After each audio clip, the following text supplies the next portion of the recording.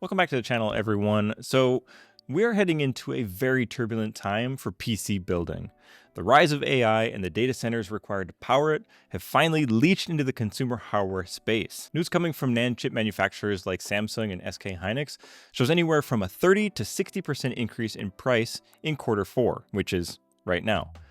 And with the predicted insatiable demand for DDR5 and NVMe SSDs for AI, driving that increase even higher in 2026. If you take a look at NVMe price trends on PC Part Picker, you can already notice a significant uptick in price for October going into November. Now, if you don't follow those prices closely, you may be fooled by what you can find on sites like Newegg, where some offers can bring NVMe prices back towards those normal amounts. Black Friday and Cyber Monday will throw more chaos into the mix as deep discounts mask the rising average.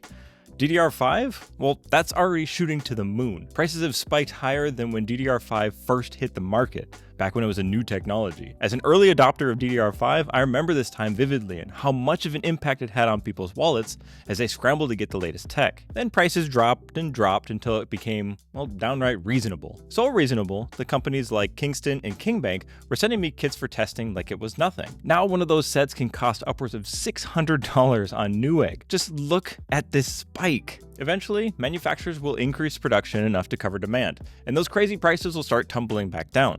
Until then, what are us consumers to do? You have a few options, and to start with, let's focus on your storage needs. Option 1, well, you can buy right now.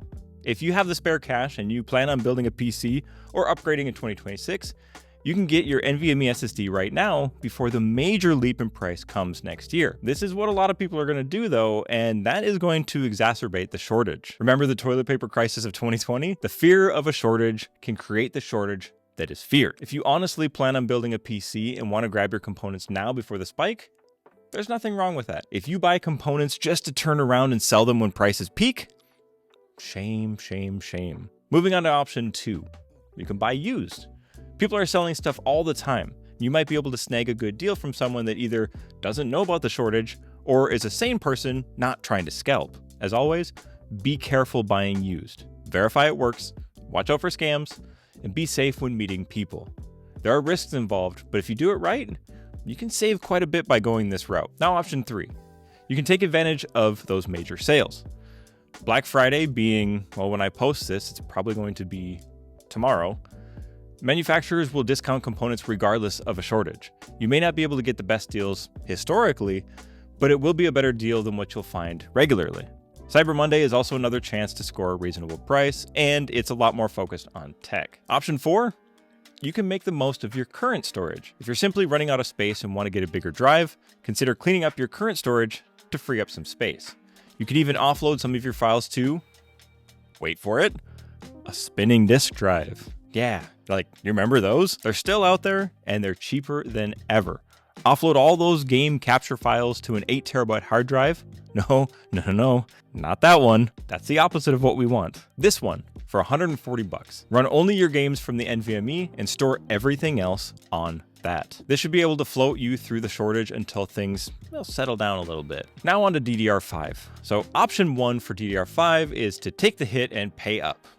If you need a PC right this minute, you don't really have a choice. If that's the case, well, it might be worth taking a look at some of those less popular brands to save some money.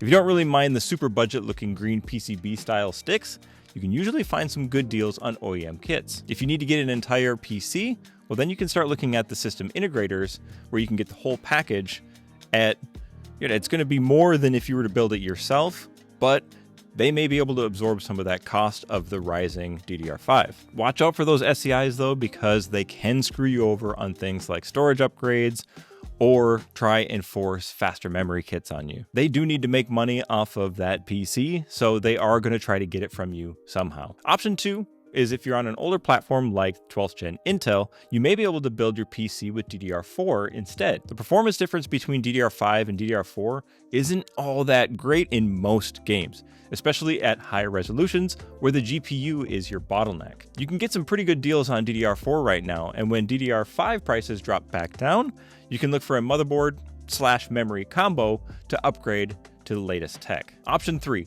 just like with storage, there is a possibility of finding a good deal on DDR5 on the used market. Also, just like with storage, verify it works, watch out for scams, and be safe when you're meeting people. DDR5 is pretty robust and doesn't really have the same failure rates as NVMe SSDs, but you should still make sure that the seller can provide proof of it working before you buy. Watch out for kits that have been overclocked as well, as those higher voltages can decrease the lifespan of the memory. And finally, option 4, buy slower RAM or a smaller kit.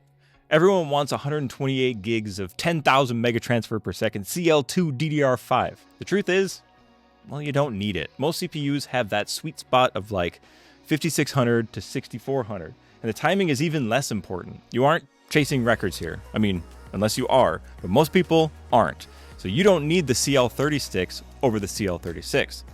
Both will give you almost identical performance in gaming. All right, that's a short video for today. So hopefully this provides some insight into what is happening and some suggestions for how you can navigate what may turn out to be one of the largest shortages in memory and storage history. It's going to get rough for a while until chip manufacturers can compensate for the AI boom. Be smart with your purchases and don't fall victim to scalpers and scammers. Thanks for watching, and I'll see you in the next one.